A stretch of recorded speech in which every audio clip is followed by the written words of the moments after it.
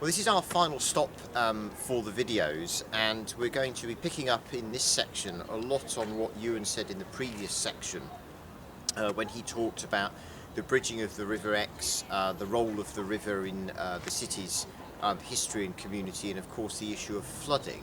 Well, we've come down onto the quayside for a number of reasons. I mean, primarily to kind of make you aware that it's here, because one of the most interesting problems that the quayside faces as a commercial, retail and leisure space is that it's kind of the other side of the city centre. So most people regard the city centre now, the focal point, as being, particularly from the tourist perspective, around St. Peter's Cathedral. To get to the quayside from the cathedral actually necessitates either crossing over or under the Western Way, which is the bypass that goes sort of northeast southwest to the south of the cathedral. So there is a kind of access problem here, but there's actually a lot of interest here, and it builds on what Ewan was saying in the previous video.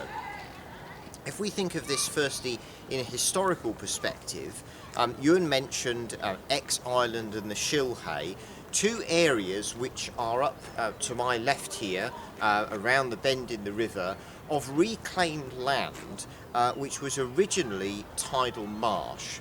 And as early as the 1100s, the English monarch donated the land, again which he owned, to the city, which could be used for industrial production. And so people drained those tidal marshes. They began to construct little channels called leats in those marshes, which was to funnel the river water which was extracted from the main river Exe to make it go a lot quicker in narrow channels, so that that water would then turn water wheels for mills. And obviously the history of the quayside in Exeter is very much wrapped up in the main trade for the city centre, which was of course related to woolen dyeing and finishing. And in fact, for many centuries, the woolen cloth that was dyed and finished in Exeter was exported from here on the quayside, and it was said, certainly at the time of the Crusades in the 13th and 14th centuries, that if somebody was wearing woolen cloth, a soldier was wearing woolen cloth, the odds were it would probably been dyed and finished here in Exeter. So Exeter has a very long maritime history. Now, of course, that was only possible because of access afforded by the River Exe to the English Channel, about 12 miles south of where we're standing here. Now, you might say today, well, how is that possible? Because you see, if you were to walk or cycle south from here, only perhaps 500 yards, there's the first of a whole number of weirs. The one that the camera is now panning towards is called Trews Weir, and there are several weirs between here and the port town of Topsham on the River Exe, where of course the river is tidal. But it wasn't until the 16th century, or actually about 100 years before that, that the problems emerged with the navigation on the river's channel that actually stopped trade coming up all the way to the city of Exeter. So until that point, relatively small vessels could come up on the tide, and as Ewan said in the previous video, this area of Exeter was still tidal. But actually in the 15th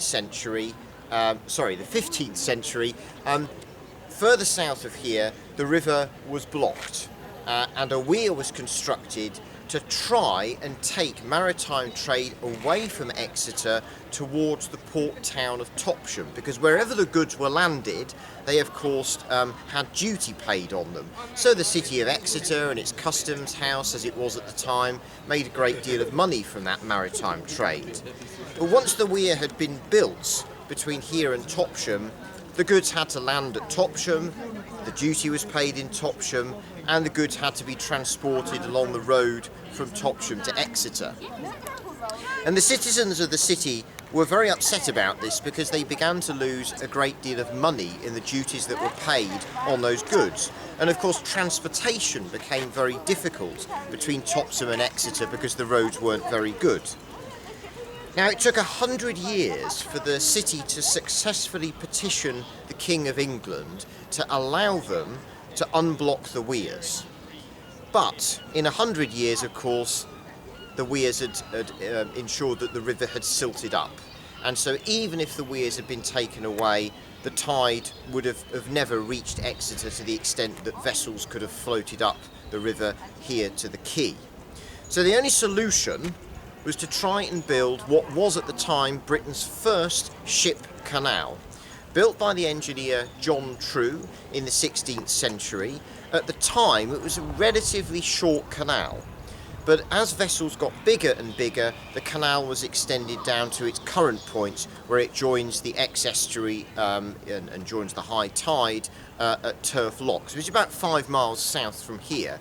Fantastic feat of engineering. It now provides a great deal of amenity for fishing and for pleasure craft and for canoeing and kayaking and all that kind of thing. And occasionally the odd ship does come up to the canal basin here in Exeter.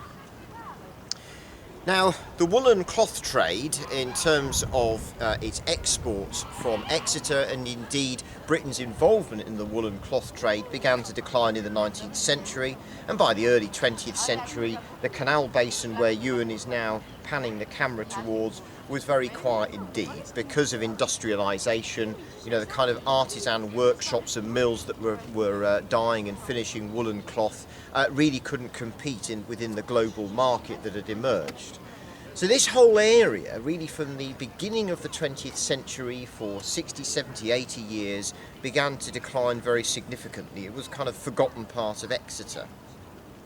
But in the 1980s, the City Council decided to try and regenerate this area, as has happened in many other cities in the UK. If you just think of the maritime cities such as Liverpool and Newcastle, all of them have had major regeneration projects focused on their waterside. So the apartment blocks that you see across on Haven Banks, the other side of the river from the main city centre, have all been constructed to try and regenerate this area, both in terms of residential use, but also, if the camera pans to my left, along here you've got the old warehouses, which have now been converted into very nice restaurants. There's the waterfront restaurant, there's a well-known pub, antique centre, cafes, Samuel Jones Smoke and Ale House.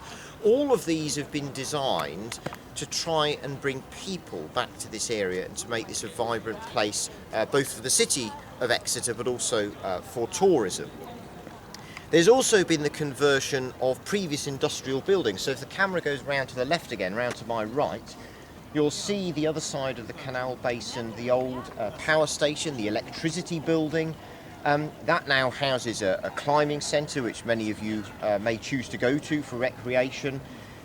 There's been a kind of very interesting blending of new architecture, which has tried to largely be modelled on the old warehouse and industrial style architecture, that offers a whole series of amenities. So if you come down here on a Saturday afternoon, there's a huge range of activities: kayaking, canoeing, climbing, abseiling, as well as the kind of traditional eating and drinking and shopping activities. So this whole area has been very significantly regenerated, and there's more plans to regenerate it in the future, in particular to try and provide more bridging points from the city side of the quay where we're filming towards Haven Banks on the other side. The final thing to say here is to build on what Ewan said when we were on the original Exe Bridge about the problem of flooding. Because if we think of this area, this is one of the areas of Exeter where the whole of the River Exe is funneled through one channel through a very well developed area. Unlike further up in the river channel, or indeed further south, where there are flood relief channels that often lie empty for most of the year and are only full during times of peak flow and flooding, this wasn't possible in this part of the city, and so a lot of the water, all of the water in times of flood, has to come through here. And some of the properties on the right hand side have, in the last 40-50 years since that flood protection scheme was built after the 1960 floods that Ewan talked about, have indeed flooded. The big issue, as Ewan mentioned in the previous extract, is that with anthropogenic climate change, rainfall intensities will be increasing, and that means that at certain times the flood levels are likely to be higher. So the issue is, as Ewan alluded to in the previous section, how do we try and deal with that? And Ewan talked about the flood scheme that's being developed. One of the most complex areas for that to be enacted is here, because you can't simply make the channel deeper, and you can't really, because of all the amenity that I've been talking about, the importance of tourism, you can't just build a concrete wall.